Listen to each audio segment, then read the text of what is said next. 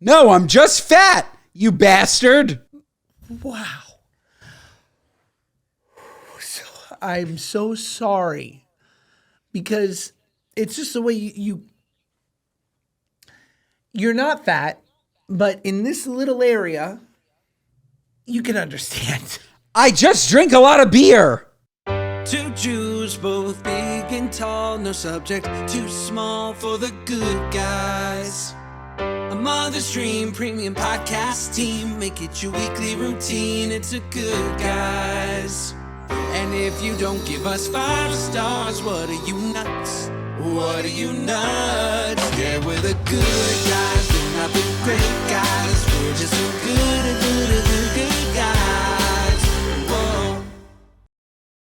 Mazel, morons, welcome back to the Good Guys podcast. I'm sitting here with a guy who's built like a beautiful bucking bronco. It's Ben Soffer.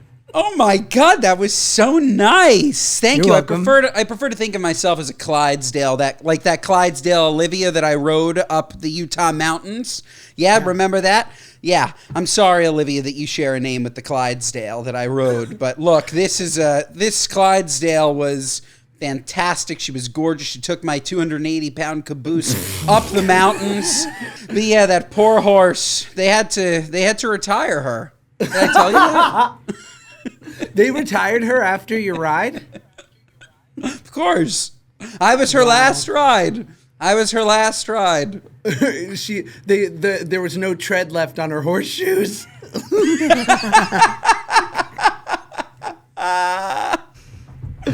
Oh, that's good. That's good. But yeah, Josh, you're looking fit as a fiddle, strong as an axe. I love it when you wear flat brim hats. It makes you look really macho. Thank you. I feel macho. I feel high tea. I feel alpha. One of our speak pipes, they asked me, they were like, Josh, you joke around so much. Like, is there a chance you're a literal gay man? And my answer is yes. And like, we'll see. And this is actually a dope hat. My wife had it made for me, and it is the starting lineup from my father-in-law, Ken, when he played for the mid-'80s New York Jets. I mean, he played for a decade, but Ken O'Brien, Al Toon, other very masculine guys. So yeah, I love this hat. Super cool. Is it fitted?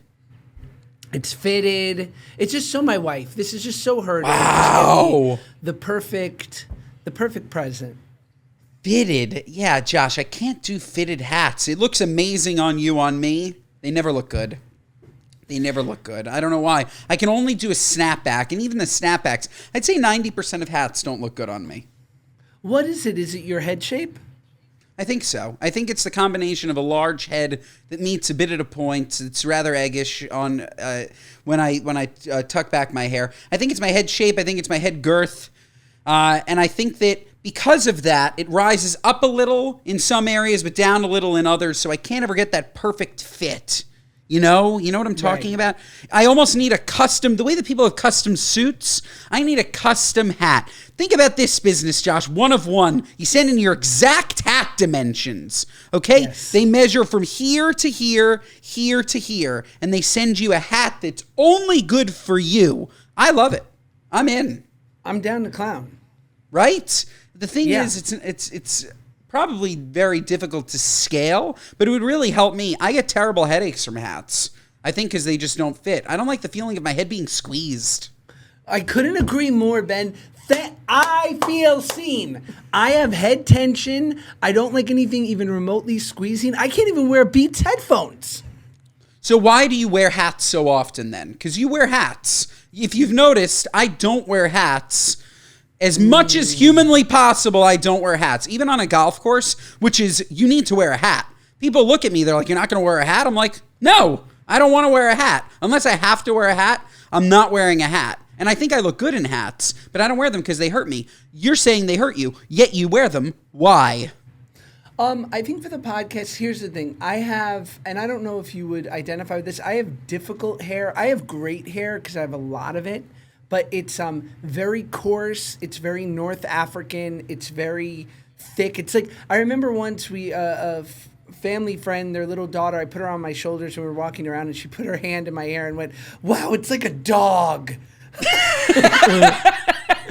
Yeah, dude, it's thick as heck. It's like, and so people always go, oh my God, your curls, you're this, you're that. I'm like, nah, dog, you're tripping. Like, I don't have luxurious, beautiful, bouncy curls like my son Shy. I have thick, wavy, like Howard Stern type hair. Are we missing out on you growing out your hair? And I'm not talking a fro. And I'm not talking a little. No, I think you could grow past the fro stage. I never realized quite how thick it was. Have you seen pictures of Bruce Soffer circa 2001? It's all I can look at. Yeah, Bruce Soffer. If you Google Bruce Soffer, there's a picture that comes up. He's holding a plate of hors d'oeuvres that you just want to eat one by one, and he has flowing hair down to his shoulders, like a cross somewhere between Zeus and an old picture of Rob Ryan, if you know who that is, the former coach of the Bills. He has this long, flowy, gray, black, beautiful hair, gorgeous hair. He now cuts it, but his hair is thick as thieves. Your hair, you could have that flow, and I just wonder how it would change you, how it would change... Would Paige, like, what would Paige think if you had hair to your shoulders? I think you'd look amazing. I don't know. The problem is every time that it starts to get, it goes through such a phase. I'm talking 6 months. And so what I've done in those times is I've had it straightened. I get that creamy crack and I get a hot comb. And we go, and I'm like the girl at the beauty parlor, you know, and they got to air it out. They got to, like, other people start looking at the salon. They go, this is crazy. It smells like turpentine. I go, relax, drink your cappuccino. All right, we got to bust open the follicles here. There's a fucking B&E happening.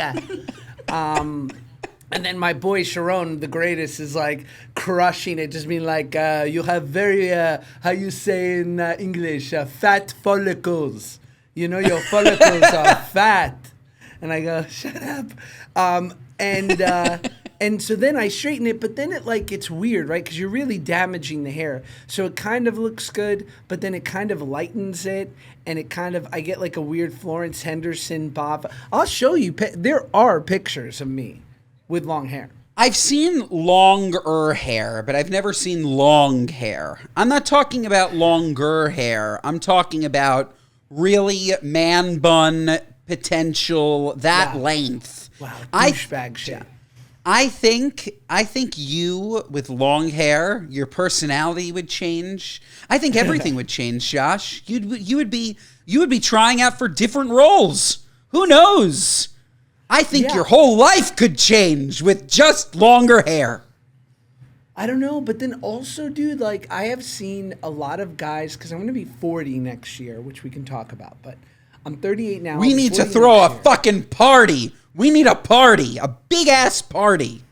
But I see men do this when they do have hair in their 40s. Like they go, because they have like the wild, crazy hair of their teens and 20s, and then they get like a good cut, right? And they go, all right, I should grow up a little. You know, maybe I'll have one pair of Dockers. You know what I mean? Like a civilized pant, a trouser. And then in their 40s, they go, oh my God, it's almost over. I should take this hair for a run one more time. And then you look like a fucking art teacher who smokes weed and doesn't pay his taxes. Sure, you know what I mean? Sure. I do. And there's strands of gray in it. I'm like, what are you, the fucking music teacher at the Friend Seminary School? Yes. Give me a break. Shout out. Yes. Shout out to the Friend Seminary School. Did you know kids who went to Friend Seminary growing up? Yeah, I played all these kids in soccer. We had our nice 8-person Jewish team. It was the size of the class you were required to play. We played Friends. We played this deaf school. I forget the name. We always lost to the deaf school. They're the deaf school. Deaf. Right. Yeah, they're the deaf school. And they were always in our league, and they always beat us. And then it's like, Jews can't even beat the deaf in soccer. Like, they can't even communicate with each other. Sure, they have raw natural talent and they can still see, but the Jewish team couldn't beat the deafs. Nope, we couldn't. They were fantastic. The deaf. Yes. They what they couldn't hear, they overcame with a strong foot, Josh. They had a strong foot and incredible reflexes. That's what they say. You lose a sense, you gain a sixth. Or it's just You gain a 7th.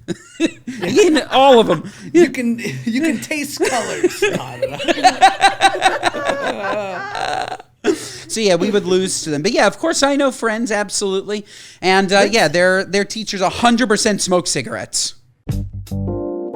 This episode of the Good Guys podcast is brought to you by our friends at Warby Parker. Folks, I love Warby Parker. I'm wearing Warby Parker glasses right now. If you've seen me on the podcast because you're watching on YouTube, like you should, okay, watch and listen, you'll see my beautiful green glasses. And yes, these are Warby Parker because let me tell you something, okay? I used to pay so much money for glasses, and then I realized that I simply do not have to. I was going in there, these looked like the only frames for me. I was spending hundreds of dollars, and maybe $500 on a pair of glasses. What are you, nuts? Warby Parker changed all of that because I realized the quality, okay? The quality of these glasses is that of pairs that are hundreds and hundreds of dollars, except it's a fraction of that. Okay, the ease. I went into a Warby Parker store. It literally couldn't have been easier. I even used them. They gave me an eye exam. I got contacts with them. You know how long it would have taken me to schedule a doctor's appointment with the optometrist? Going, you know how long it takes? They're like, oh, we have availability in 6 months. I literally walked into a Warby Parker. Boom. It was so unbelievably easy. And I did this all before I started working with them. I was just a regular Joe Schmo off the street, and they made it so unbelievably easy and affordable. My God, glasses start at $95. I think these are like $100. $100 for these gorgeous BSC frames. I'm telling you, folks, it's absolutely amazing. And their eye exams are starting at just $85. And if you add a pair, you get to save another 15%. Free shipping, 30-day returns. Warby Parker. If you're not using Warby Parker and you need glasses, it's an absolute what are you nuts. You must try them. Must try them. I have the glasses. I love them. I wear them every day, and you should have them too. Folks, Warby Parker has over 300 locations to help you find your next pair of glasses. You can also head over to warbyparker.com/goodguys right now to try on any pair virtually. The technology! That's warbyparker.com/goodguys. warbyparker.com/goodguys. warbyparker.com/goodguys. Should we be very New York now and alienate most of our audience and talk about like the hierarchy of private schools in New York and who are douchebags and who aren't? Sure, absolutely. So, Friends Seminary to me were rich kids whose parents were parading as not rich, earthy, crunchy, super enlightened bullshit artists. Yes? Absolutely, yes. And on the polar opposite side of that was a school called Dwight, which literally there's an acronym, dumb white guys getting high together, is the acronym for Dwight. Dwight was just like those, like you knew you were an idiot, you knew you were overpaying, and you went to Dwight. That's the opposite. And then in the middle sits like a Dalton, sits like a, I think Dalton? Horace Mann. Great Jeffy Epps, alma mater. Oh, huge. Great. Yeah, it's fantastic. Right? Math teacher. I think Horace Mann is actually in Riverdale. I don't think it's actually in the city. You'd bus your kids out and then they'd come in. Right. It was a big school. I know far more about the Jewish private school landscape, but this is what you heard. Look, we couldn't go to those parties. Those kids were too crazy. Like, we weren't crazy in our nebbishy Jewish schools, but you heard about a Dwight party. You heard about a Horace Mann party. You heard about, like, these kids were going nuts. What about, like, a collegiate or a, and then Spence was the all-girl high-end school, Gwyneth Paltrow. I mean, this was nuts. Yeah, and what's that one? Sacred Heart, I think, is another one that was, like, all girls. These are all just, like, nice Upper East Side near the Guggenheim. You talk about real estate. My goodness, some of these buildings, unbelievable. On the most pristine blocks, these are like gorgeous, gorgeous schools. With, yeah, a lot of great kids and a lot of real morons. And not the good kind of moron, okay? Not us. Yeah. I had somebody walk up to me and Claudia on the street yesterday, and she's like, oh, I'm an idiot. And I'm like, okay. That's good. That is so our audience. I'm like, I think you got that one wrong. I'm not going to correct you. You are an idiot. Awesome.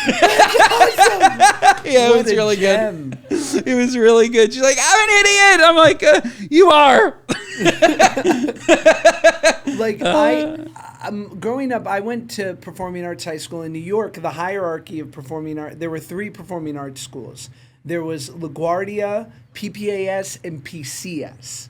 Now, PCS was at Lincoln Center, and this was the private performing arts school. And this was like, I think Scarlett Johansson went there, maybe Misha Bartone, some of the Culkin family. Like, this was a really high-end school. And then you had LaGuardia with like people like Timothy Chalamet, and this one was more of a conservatory, right? So when you went there, you were basically told, we don't want you to work. We don't want you to start, child acting. You are here to get your education as a kid in high school, but also your education as an actor or a musician or a dancer. And then when you turn 18, you can either go to Juilliard or you can, start working. My school was like, if you were in the Bloods or Crips but could play trombone. Like my shit was so like ratchet. They gave 0 fucks and they were like, go work. We don't care. Don't show. Like we'll send you work. And we had some cool we had like Alicia Keys, Claire Danes, a couple like cool alma maters, but or alumni, but it was it was janky. I'm crying. If you were from the hood, but you could really sew, this was the school for you. If you could knit, this was the school for you. If you had great pipes, people don't know this. I mean, people know this from our wonderful theme song, but Josh has some serious pipes. Oh, God fantastic. Fantastic. I think I've mentioned this off camera. Yeah, Josh, we should really record a Christmas album. I think that's what's missing here.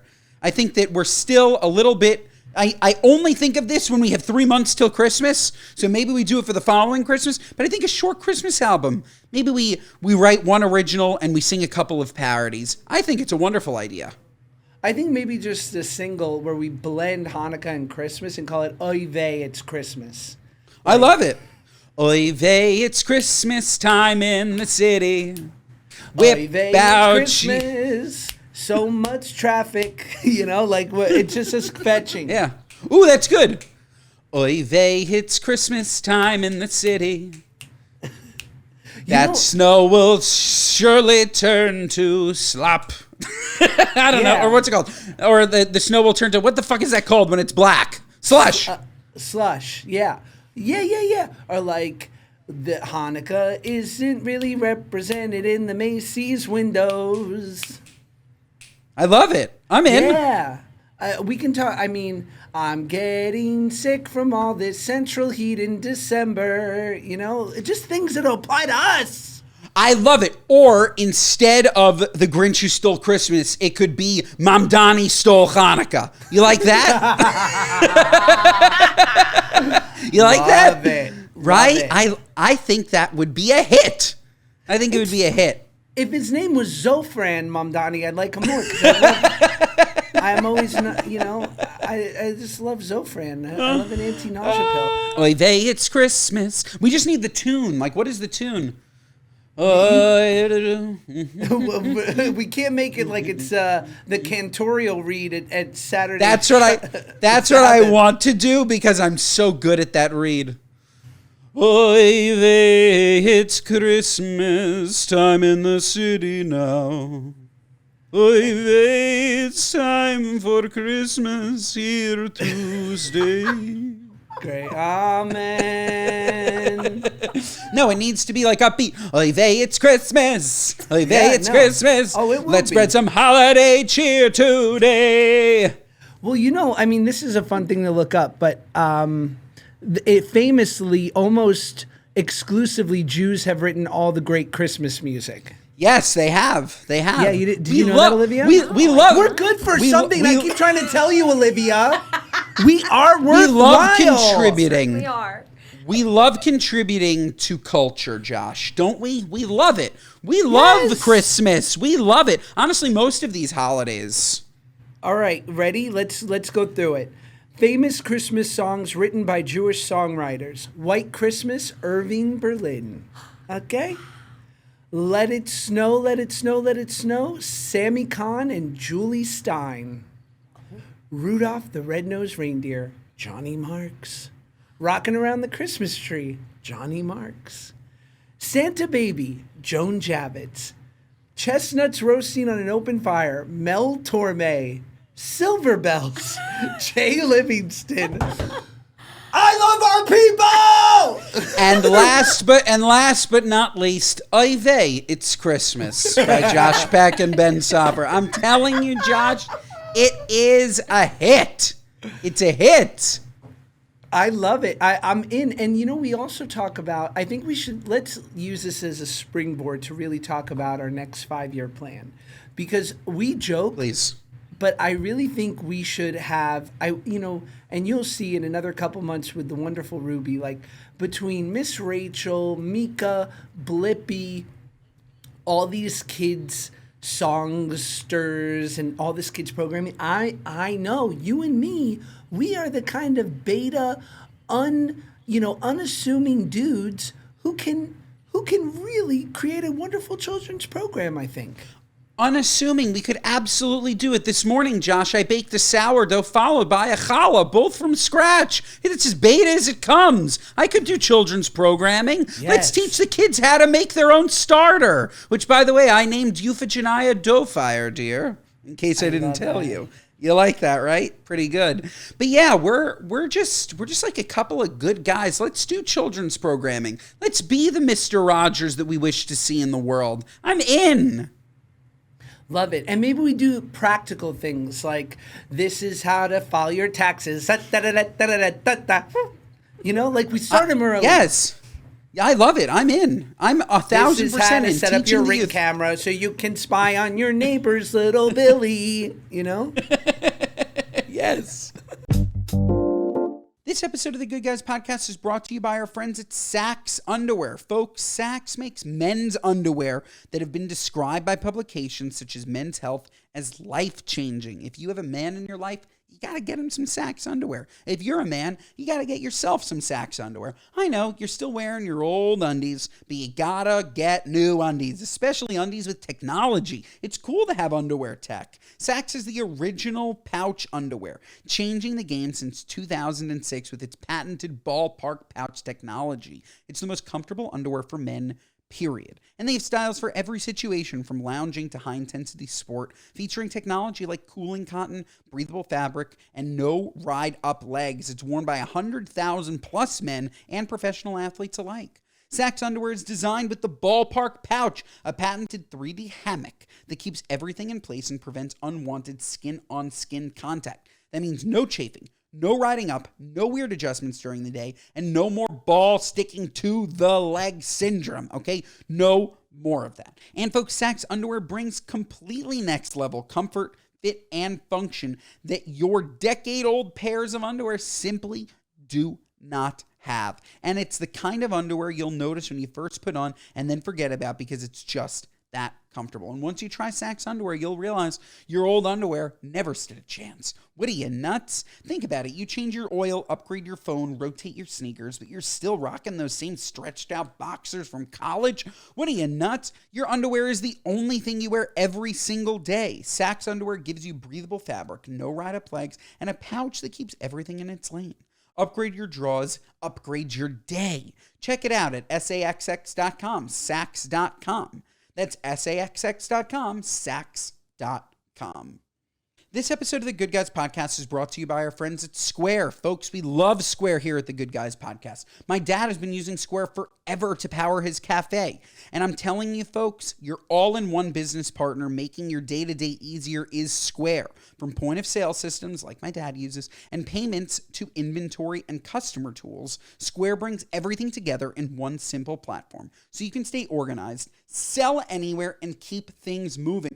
You know who else uses it? My wife. When she goes on tour and she's selling beautiful merch, she's using Square because Square is on the go. It's so unbelievably revolutionary that we were able to finally figure out how we could have on-the-go point of payment because the right tools make all the difference. Folks, I've mentioned merch, okay? I bought so many gorgeous Claudia Oshry Girl with No Job t-shirts, totes merch. It's absolutely fantastic. Good guys, we should really use them, okay? I guess we don't sell it in theaters. We just sell it online, but still, fantastic systems. Square changed the game. Whether you're running a cafe, salon, boutique, selling merch, who knows? You can do everything entirely on your own because Square gives you the flexibility to grow at your own pace and even set up an online store in just a couple of clicks. And right now, listeners can get up to $200. What a deal. $200 off of Square hardware when you sign up at square.com/go/goodguys. That's Square, SQUARE. How'd they get that URL? Square.com/go/goodguys. Visit square.com/go/goodguys to get started because the right tools make all the difference. That's square.com/go/goodguys. Run your business smarter with Square. Get started today. Okay, and then also I realized that with Patreon, because I am such a podcast listener and I listen to the History of Hyenas Patreon, and I listen to the great Robbie Hoffman and her Too Far Pod Patreon, with podcasts that are on Spotify, Apple Podcasts, there's, how do I say this? You're inviting the public in for something that is in theory free, right? So people can repurpose it. Podcast clips can be taken out of context, blah, blah, blah, blah, blah. Patreon's behind a paywall. So you really own all of it. And that's why you very rarely will see people repurpose or leak something from a Patreon because they can't. It's actually not for the public. It's for subscribers who make an agreement when they become a member that they are going to listen and consume it and not repurpose it. We can get wild, Ben. The real Ben's coming. Not only can we get wild, but what's most exciting to me is that we could get a little bit of current events. Just a little. Yeah. Like I'm sure this is a running joke. We do our absolute best, but we're always about a week late, 2 weeks late on things. But with Patreon, I could just call you and I could say, hey, you want to record for 20 minutes and throw it up? We could do that. That's what I love about Patreon. That's what I love about the idea of it. If there's something that we want to talk about that, I don't know, The Rock overdosed on Ozempic. I hope that never happens. God we can talk about it right now. We can break that news that The Rock OD'd on Ozempic. Or maybe The Rock OD'd on The Rock. Have you seen, I want to talk about Charlie Sheen, okay? Because I watched his documentary. Don't let me forget. Don't let me forget. Okay. Because when I said The Rock, it reminded me that he smoked 7 crack rocks at a time. Don't let me forget that I want to talk about Charlie Sheen. But yeah, I love Patreon. I love the idea of it. And I honestly, all that I need, maybe we don't need buy-in, but I would just love to know, like, is that something that the morons would like? If it is, then I would love to do it. I would love to do it. If it is, we will procrastinate, but still do it in 3 to 6 months. We'll do it in 3 to 6 months. We're 100% doing Oy Vey Christmas first. Yes. Oy Vey Christmas takes priority, okay? In terms of priority, Oy Vey Christmas, everything else. What if we release Oy Vey Christmas exclusively to Patreon? Oh. Love it. That way no one hears it. So tell me about Charlie Sheen doc. Okay, so first of all, if you haven't seen it, you should. If anybody hasn't seen it, they should. I thought it was awesome. I had no idea. This is just like Ben head in his ass, cloud in the head in the sky. I know Charlie Sheen from 2.5 Men. And I'm embarrassed to say that I know Charlie Sheen from 2.5 Men because Charlie Sheen was so prolific prior to 2.5 Men. I also knew nothing about Martin Sheen being his dad. I just never put 2 and 2 together. I never put Emilio Estevez together. You know that's his brother, I assume. I never put any of that together. I didn't know that he was Charlie Estevez. I had no idea. No clue. And you had no clue of, what do you call it, Wall Street, anything he'd Wall done. Street, Platoon, nothing. Zilch. Wow, crazy. I had seen zero. I had seen zero Charlie Sheen. So as I'm watching this, I'm just, 1, I'm fascinated by his breadth of work. 2, I'm fascinated by the fact that nobody's ever called him a Nepo baby, or at least I hadn't heard it because he's the definition of a Nepo baby. Not that there's anything wrong with that, but like his dad is an unbelievably impressive, famous actor, and his entire family, they're all in it. And that's not to take away from his skill. It makes a little bit more sense why he always got more chances. Like I was always thinking to myself, like this guy, like you watch him completely fall off a cliff, and he always just, like they describe it, he went down a very, very dark hole. I'm not going to go into the specifics because everybody should watch it. But he literally got out of that hole, and 2.5 Men was like, name your price. And they paid him $2 million an episode after he had his once the show was a hit. Totally. But it fascinating. Like he was making so much money during a time when the last thing he needed to be doing was making so much money. I would say obviously Nepo babies have always existed, but I would say of that era, they had to be talented. So like totally. When you see like Liza Minnelli, Judy Garland's daughter, or the great Carrie Fisher, rest in peace, who was Tony Curtis and right? Who's Carrie Fisher's parents? Debbie Reynolds? Yes, it's Debbie Reynolds. And her father actually created St. Jude's, I think. Mm-hmm.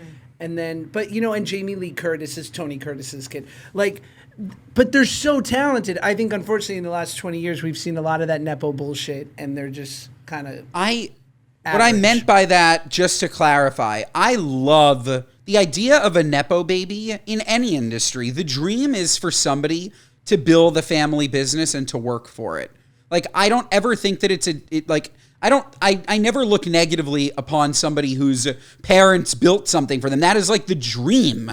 The dream is that you can help your children and that they can be talented enough to take themselves even further in that and not squander it and ruin it. My comment was more that as I watched the documentary, he felt like somebody who, at least in current times, would never have gotten the level of work that he got after the amount of fuck-ups that he had, unless, in my opinion, he had a very, very famous family that could vouch for him and help him. I don't know if that's true. You don't think so? Here's my 2 pushback. First thing on what you said before, I totally agree that it is fabulous when you can be born into a family business and kind of continue that legacy. My only gripe ever with that is that you understand you were born on third base. Like totally. And that kills me with friends. I have a buddy whose son is, I've known this guy forever, and he's worked really hard, middle class lifestyle. But his kid has gone to private school, and it's wonderful. And now he's going to a 4-year amazing college that's $90,000 a year, right? As many great colleges are, wow. And doesn't need loans, the whole thing. And I was like, well, that's amazing how privileged he is, to have such a great family. And my buddy kind of pushed back. He's like, privilege. And I'm like, dog, if you get to go to private school and get to go to college without loans, you're privileged. And it's fabulous as long as you pay it forward, in my humble opinion. I think that the problem, and then I want to get back to Charlie Sheen. I completely agree with you. The problem is that people villainize the word privilege and they make you feel bad for it. I think that it should be privilege should be celebrated. You should 1,000% be aware that you're privileged, but then it should be celebrated. It shouldn't be, which I think it often becomes. It's like, oh, this person grew up really great. That's awesome. Like that shouldn't be perceived as just because you grew up great and I didn't grow up great, that all of a sudden you should feel like shit for growing up great. That's the problem. And I totally agree that everybody should acknowledge the fact, if they are privileged financially, that they should acknowledge that, but they shouldn't feel bad about it. I think that's the difficult part to some people, that when they hear that, oh, you're privileged, like maybe your buddy took it in the wrong way, which is like negatively. Like, no, it's a positive that he worked so hard and was able to provide for his family. That's amazing. And he should be proud of that and acknowledge that and wear it like the gold star that it is. It's the dream. The dream is to provide for your kids. But do you think, I see a lot of kids who think that it's their birthright that their parents worked hard. And I'm like, nah, babe, like you won the lottery. But like now the way that your cover charge for your great life, in my opinion, is giving back, is living a life of gratitude and paying it forward because you were born on third base.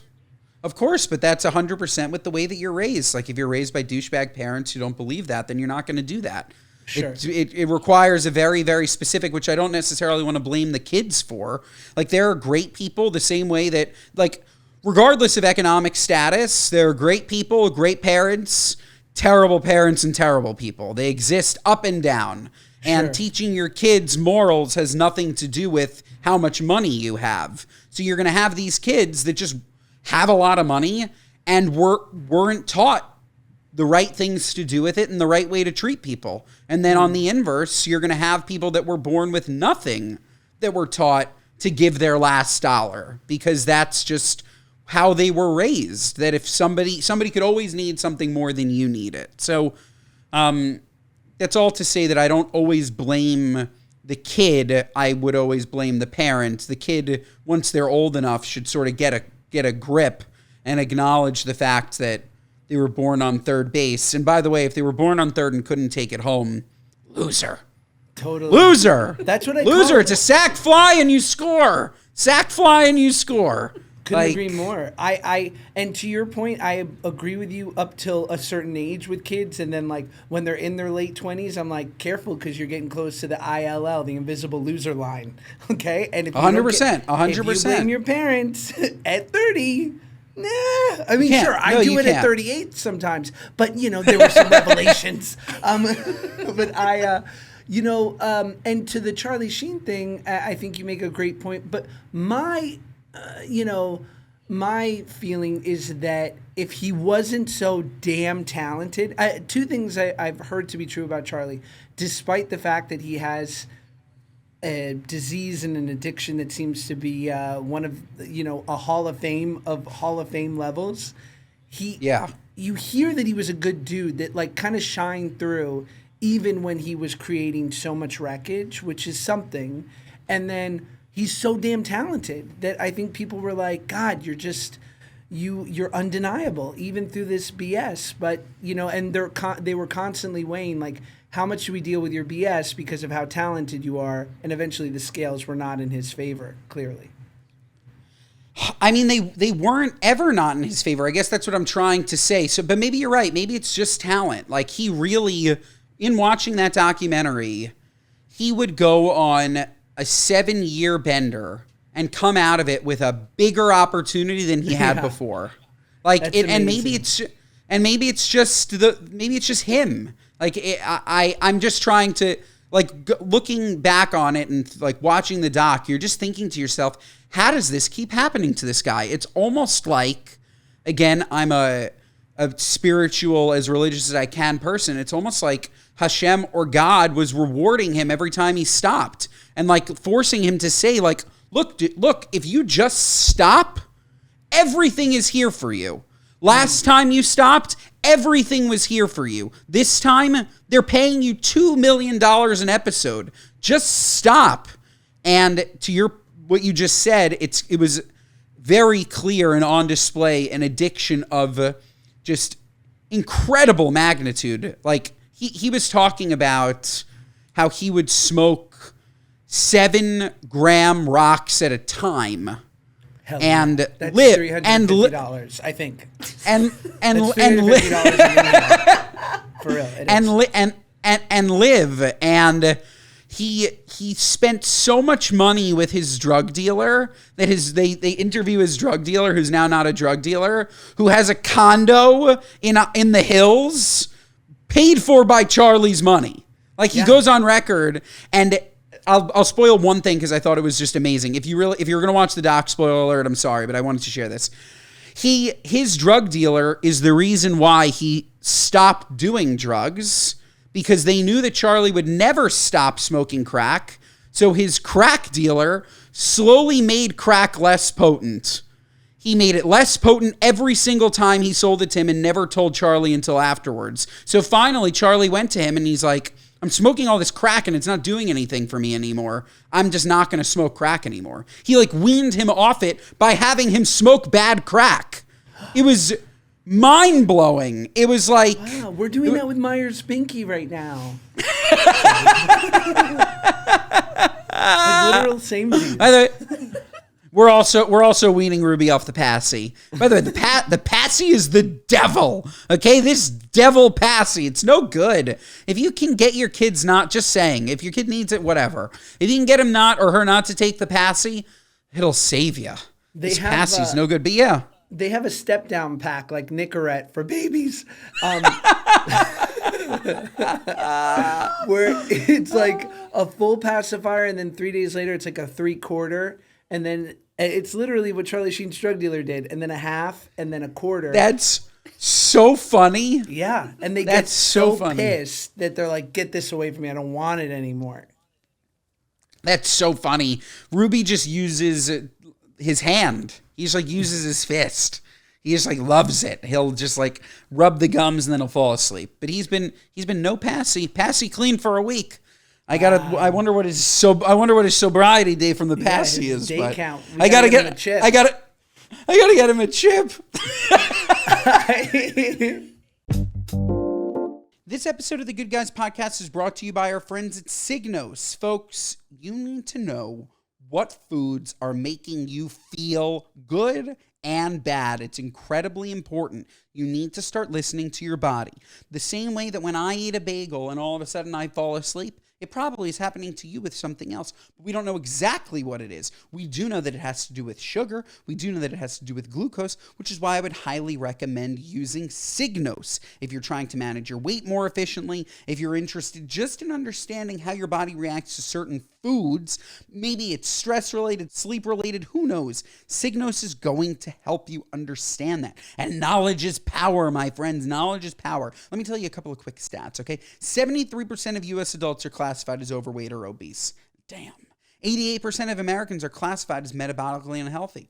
Damn. And global diabetes diagnoses are projected to reach 1.3 billion by 2050. Look, this is not shocking to me at all. We eat too much sugar. It's incredibly important to understand what causes your blood sugar to go up. Of course, when you eat a candy bar, you know that's not great for you. But who knew that it was a bagel, a piece of white bread? I didn't know until I started using Signos.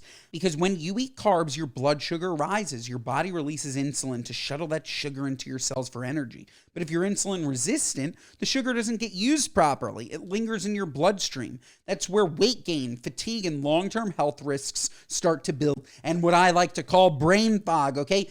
I can't podcast after a bagel. I can't. I'm sure you can't do many things after a bagel too. The bagel is not the problem for me. It's knowing when I can have a bagel. And I obviously just can't have it right before I podcast. And I know that because of Signos. Folks, Signos took the guesswork out of managing my weight and gave me a personalized insight into how my body works. With an AI-powered app and biosensor, Signos helps me build healthier habits and stick to them. Right now, Signos has an exclusive offer for our listeners. If you go to Signos.com, that's Signos.com, and get $10 off select plans with code GOOD. That's Signos.com, promo code GOOD for $10 off select plans today. This episode of the Good Guys Podcast is brought to you by our friends at Prolon. Folks, full disclosure, I've never been very good about changing up my health routine. When I say I want to lose weight or I want to be healthier, it's really hard. Nothing really sticks. And that's when I turn to Prolon's 5-day fasting mimicking diet program. Because after 5 days, I feel lighter, more energized, and back on track. Now they've upped their game with Next Gen, packing the same science-backed benefits into cleaner, more convenient, and tastier formats, supporting fat-focused weight loss and lean muscle protection. No injection required. Folks, Prolon, you've heard of them, is the fasting mimicking diet that's taken the world by storm. It's plant-based nutrition, featuring soups, snacks, and beverages designed to nourish the body while keeping it in a fasting state. You're eating while tricking your body into thinking it's fasting, and it triggers cellular rejuvenation and renewal in the process. Developed over decades at USC's Longevity Institute and backed by top U.S. medical centers, Prolon has been shown to support biological age reduction, metabolic health, skin appearance, fat loss, and energy. Their next gen builds on the original Prolon with 100% organic soups and teas, a richer taste, and ready-to-eat meals. Folks, if you're looking to lose a couple of pounds or just have a reset, it's important to have a reset. I highly recommend Prolon. Again, mimicking fasting is great. It's a great way to reset. Highly, highly, highly recommend trying it. And for a limited time, Prolon is offering our listeners 15% off site-wide, plus a $40 bonus gift when you subscribe to their 5-day program. Just visit prolonlife.com/goodguys. That's PROLONLIFE.com/goodguys to claim your 15% discount and your bonus gift. prolonlife.com/goodguys. The Charlie Sheen of it is it's fascinating. And I think also, look, if you look at the pedigree of people he worked with, it's like Platoon was Kubrick. I think Platoon's Kubrick, and then my man, and then Wall Street is who did Oliver Stone, and then he did that show Spin City. Who was the but I didn't take my lion's mane today. The showrunner from Ted Lasso and Bill Lawrence. And then he goes on to 2.5 Men with the great Chuck Lorre, who really Chuck Lorre, who did Big Bang Theory, Mom, Bob Hartz-Abishola, 2.5 Men, Kaminsky Method, Bookie. I mean, the guy is unbelievable, prolific. unbelievable. But he's really, I watch these shows. He's fucking genius, and he's publicly been in recovery for decades, and so. That dynamic must have been really interesting, him employing a guy who was That's in the fascinating. Mm-hmm. They interviewed Chuck and they never mentioned that he was in recovery. I think that if they had, it would have made a little bit more sense because now I do understand why he gave him another shot. I think that if the writer and head was not also a former addict, that Charlie Sheen would not have been on the show at $2 million an episode. Like that now, that's the difference. It has nothing to do with nepotism. It has to do with empathy and understanding that just because you're an addict doesn't mean that you can't be a wonderful actor. I think that's 100% it. I wouldn't give an inch. I'd be like, call your sponsor, you fuck, you're fired. Get out. That's the other thing. Steps, you piece of shit. No. Can you watch the doc? I think you'd love it. I think you'd love it. I love it. The last thing that I'll say about it is that his family is so unbelievably amazing. Like the way that they have stuck by him and like the way that he talks about them and the way that he's been through fucking hell and they've been standing next to him. Like he still has, it's not one of those where no one in my family will speak to me. It's literally one of those where it's like my family will never stop loving me until I'm dead. And it was just very powerful because you don't always see that. So very powerful. I loved it. I used to pick up, when I first got sober, I went to this men's stag meeting where there was this guy with almost 60 years sober. And we would pick him up from his nursing home. It would become like one of the new guys, one of their chores for the meeting. And it was great because A, it got you some alone time with this guy who had 60 years, fought in World War II. And B, you just felt good that you were, esteemable acts build self-esteem. And he would get in the car and he would say two things. He'd say, turn off the radio and listen to God. Yeah, dude. He'd be like, wow. I drink with both hands. I spilled more than you drank. And I'm like, okay, gotcha. Turn off the radio and listen to God is amazing. And he would say this, and it was true, man. He'd be like, you are here because of your mother's prayers. You didn't have anything to do with this. You're here because of your mother's prayers. And I'd be like, man, you're right, dude. And then I'd be like, do you want to put on pants? Because he sometimes would forget to put on pants. What can you do? Should we do a quick speak pipe? Yeah. If you want to get some advice, ask us a question, keep it brief, brevity's key. Go to speakpipe.com/goodguys. Let's hear from Anonymous. Hey, good guys, I'll get right into it. I've had a big belly my whole life, and people have been asking me if I'm pregnant for the past 15 years. But now that I'm in my 30s and a mom, I like to be creative with my responses just to make people take a beat and make them start to think, hey, maybe I shouldn't have asked that question. So the other day at the store, a random lady asked if I was expecting, and I looked at her in the eyes and I said my usual response, which is, nope. I'm just fat. She did start to get teary-eyed, and now I'm wondering if I should come up with a better response. Do you all have any suggestions for new responses? And thanks. Ben, thoughts? Yikes. Okay, first of all, I'm sorry that you have to deal with that. Like, people need to shut the fuck up. And you absolutely never, ever, ever, ever, ever congratulate a woman on being pregnant unless you know that she's pregnant. Like, that is just like 101. So I'm sorry that you have to deal with that. What would I say if I were you? No, I'm just fat is pretty iconic. I think it is too. I don't know if she asked for advice on what she should change it to. I love the response. I agree with you. No, I'm just fat is pretty great. Maybe, what about no, are you? Like, is that good? Like throwing it back at them? No, are you? You fat fuck? Or like, I don't know. Yeah, no, I think no, just fat. Just fat. It's pretty good. Same. I like that she said that to the woman who said she was pregnant, and the woman started to tear up. So do you want to do like a role play? And I'll You want to be the pregnant woman or I'm the you who's be the caller? Woman? Okay, I'll be the lady. Okay, Yeah. I'm the pregnant woman. Okay. Yeah. Oh my God. How far along are you?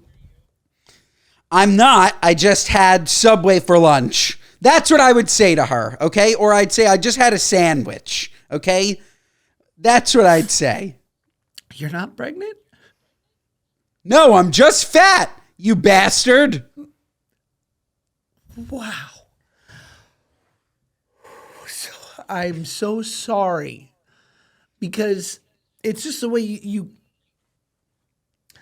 you're not fat. But in this little area, you can understand. I just drink a lot of beer. Okay? That's it. That's it. And scene. Excellent. Wow. Wow. Gorgeous. You really, you guys. God bless you. Those are good tears, Josh. Well done. But yeah, I'm sorry that you have to deal with that. But like, no good. Should we do one more speak pipe? Yes. I just sent it to you. Okay, perfect. This next one is from Ryan. Hey, good guy, it's Ryan.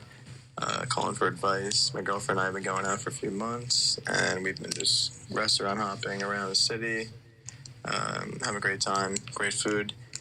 And, I forgot to preface, I'm addicted to pizza, like 5-6 times a week. It's pretty intense.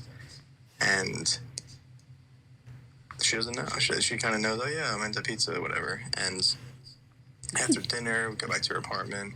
I either like sneak out and say, hey, I got to see a friend quickly, or hey, I got to go to the bathroom. And yeah, I go and grab a slice like it's like a drug. So I would like to let her know that this is my deal. Thanks, guys. Let me know what I should do. He should go date pregnant girl. They'll go for pizza together. That's one of the funniest speak pipes I've ever heard. Oh my God. She's literally going to look at him. Are you cheating on me? No, I just love pizza. I'm not seeing another woman. Geno's. I'm just seeing Ray. You're gay? No Rays. Pizza.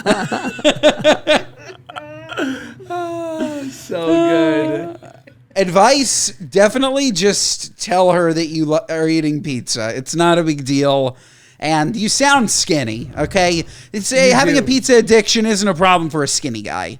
Yeah, I could have heard like your CPAP machine in the background if you were a big fat fatty getting pizza 6 nights a week, but you're not. You're skinny, so being addicted to pizza, who cares? Hey, good guys. you hear like the bag of chips. It wouldn't have been a Ryan. It would have been a Ray. Hey, good guys. It's Ray. I got a fucking problem, good guys. I'm addicted to pizza. Fuck, I'm at the forest right now. I'm waiting for it to open. I'm like Charlie Sheen with his 7 rocks. I got 7 slices right to the fucking face. Oh my god! If you were a real pizza blackout, Ben, how many could you eat? Like, this is like, I'm so not on Ozempic. There's like nothing stopping my stomach from going all in, correct? Yeah. Oh man. I could probably polish a pie. A large pie? I think I could have 8 slices, yeah. Fuck yeah. Yeah. Wow, you're my hero. Yeah. Yeah, I can really, like, when I'm unleashed, I can really do some really scary things unleashed. So honestly, Ryan, another option for you is microdosing GLPs. Like, do it like Josh. Take a little mini shot once every couple of weeks. I think you'll eat significantly less pizza. Will you be as happy? I'm not sure. But you'll be eating less pizza. By the way, you know I'm off the microdose. Oh, you're okay. Why? What happened? It was a 2-month journey, but 2 times I had like a little light allergic reaction. Really? Like, what did it look like? Light.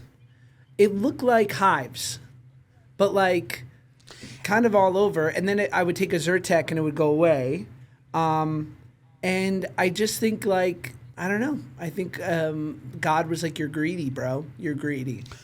It's possible, but I think I liked it when I did it. I only did it for like, I don't know, 4 or 5 times over 2 months. Did you try a different type of medication? Like, or you only took the one type of GLP? I've never heard anybody getting hives. So I just wonder if like maybe there's another one. I also started a new deodorant. I think it might have been the deodorant, Josh. I've never heard of somebody getting hives, honestly. I think so. I really do. I've never heard of that as a side effect. I haven't.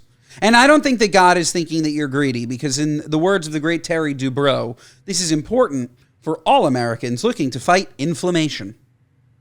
You know I'm fighting inflammation. That would be funny if you and I did like an after school special and we're bullies and we see fucking like a kid named Inflammation. We're like, hey, get over here. We push him into a locker and like, I'm Munjaro, you're Ozempic. Yeah, and we beat him up. It's kind of like, what was that show? Fat Mouth. Was that what it was called? Oh, with Big Nick Mouth? Kroll? Yeah. Was it? That would be great. What's it called? Wow. Is it Fat Mouth? What's the name of it? It's Big Mouth. Ben. Big Mouth. Big Mouth. Big Mouth. But What's by the that way, Adam we make Sandler movie Fat Daddy. I got fat on the brain. By the way, we make Big Mouth, but all about Ozempic and Mounjaro fighting crime. I love it. Let's do What Are You Nuts? All right, our What Are You Nuts moment of the week are our gripes with people, places, and things, both big and small, whatever's sticking in your craw. I'll start. Don't bring shit to the park. There's shit at the park, okay? This is a big issue. My kids, they go to the park. These other families are like, oh, little Bobby, little Billy. We brought a plaything. We brought this from the house. And every kid attacks that shit. Like, even my kids are like, oh, I want to play with it. And I'm like, no, it's Billy. She brought it. It's like, there's shit at the park. Leave your shit at home. Otherwise, all the kids are going to want your kid's shit.